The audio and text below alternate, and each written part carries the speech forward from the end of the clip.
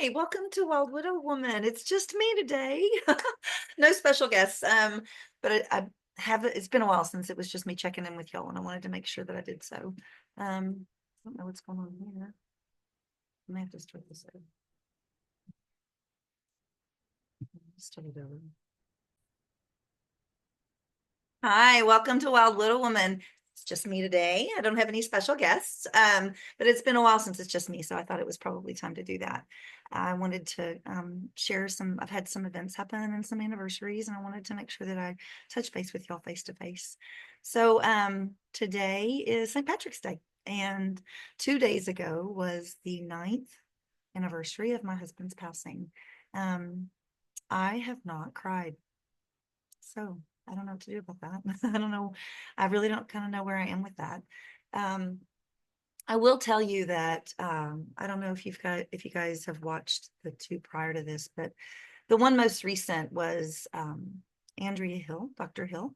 She is the fight doctress on Instagram and just an amazing woman, super compassionate, tons of empathy, and a driven woman. I'm super pleased that honored actually that I got to spend some time with her. But she said some things. She had some very great things to say, but one of the things that she said I was going to touch on a little bit more today because it struck me.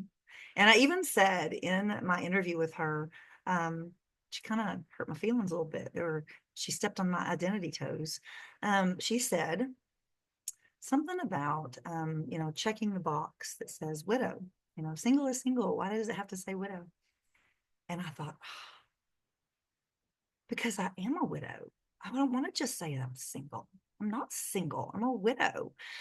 So that little incident, that little conversation, that one comment that she made has sparked a 2 week long, I don't know, kind of reflection inside of me of my identity and why I choose to identify as a widow, what that means to me, how it affects what I do on the daily, how it affects my business, how it affects what I say to y'all. The fact of the matter is that I do identify 100% as a widow, and I don't know that I ever won't. Part of me kind of hopes that I will stop identifying there. I don't know that I'll be able to. I don't know if we're supposed to move on before we stop identifying as a widow. Are there rules about that? So yeah, I don't know. But I do know that I'm open to falling in love again. I truly am. But I have this hard on, if you will, for being a widow. And it used to be that I clung to that widow card because of what it could get me. It was a victim thing. Um, and I would bring it out if it ever came to a time where someone was infringing on me in any way, right, wrong, or indifferent, I would, but I'm a widow. How dare you? And typically that got me exactly what I wanted. It got me the attention I needed. It got me off the hook of whatever was going on. Um, it worked really well in that capacity for a long time. It stopped working in that capacity recently. So I don't use my widowhood like I used to. I live my widowhood today in a whole different way. My identity is more because I want others to know that I identify with them. I want them to know that I want others to know that when they talk about it's been 6 months, it's been a year, it's been 10 years, it's been 20 years, it's been 20 months, or whatever, um, I want them to know that I remember clocking those minutes and that there's times I still do. Oh, look. So, yeah, so I do identify as a widow. I do. I keep it there. I keep my identity there intentionally. It helps me to relate to others. And it is a comfort to me today. It's a comfort to me today because I ran like hell for 5 years from everything it meant to be a widow. Um, I ran from the pain. I ran from the problems. I ran from the healing. I didn't I didn't know how, and wasn't really interested in learning anything new at the time. Um, so I ran for a long time. And today, so it's really only been a short time for me that I've identified this way. I've identified as a widow for maybe the past 4.5 years. I still remember the day that it was Thanksgiving weekend. And it's about 4 years ago. My daughter, we walked in, and things had been strained between us for a while, and she looked at my hands and she said, "You're wearing your wedding rings again." And I said, "Yes, yes, I am." And she didn't ask me why, so I didn't feel the need to tell her. And today, I wear my wedding rings. These are mine on this end, and then this is his. And sometimes I move that over here so that they're close together. Um, Not often, but sometimes I do. It's also easier to practice yoga with this on my middle finger. But I started wearing them again um, the month that I decided to become a widow, to identify as a new widow. And I'd just gotten a new therapist, and she was taking me down this new path of trauma recovery that I'd never gotten to explore. So uh, so yeah, I put those rings on and started my path.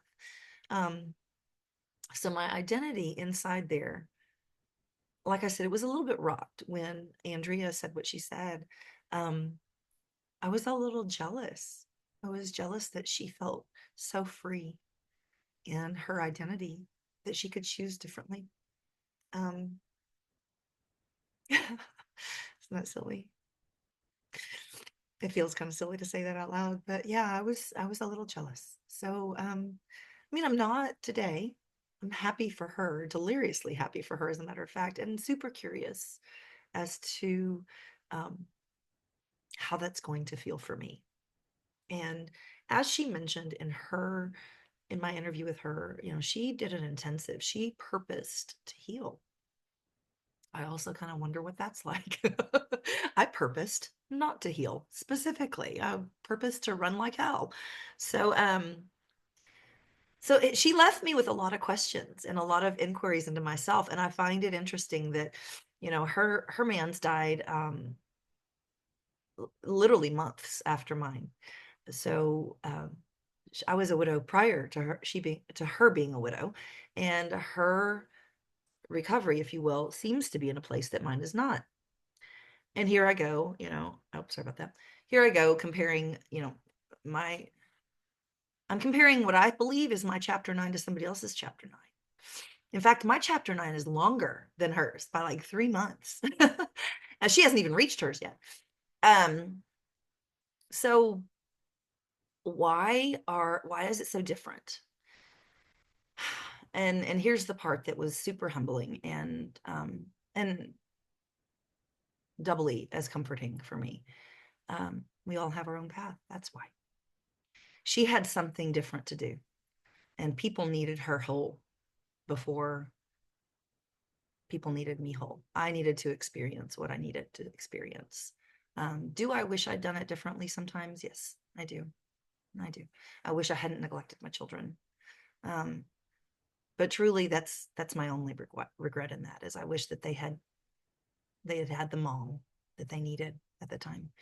And that's a huge regret. That's a huge one. So I don't really need to have more than that, I guess. Um, so yeah, the paths that we take are the paths that we take. They're different for everyone. Um, my healing looks like my healing, doesn't look like anybody else's.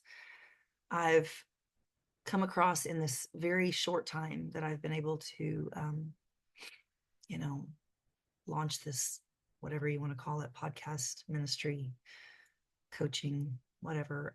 In this very short time, I've had the experience to come across a great many people with a great deal of experience that I don't have.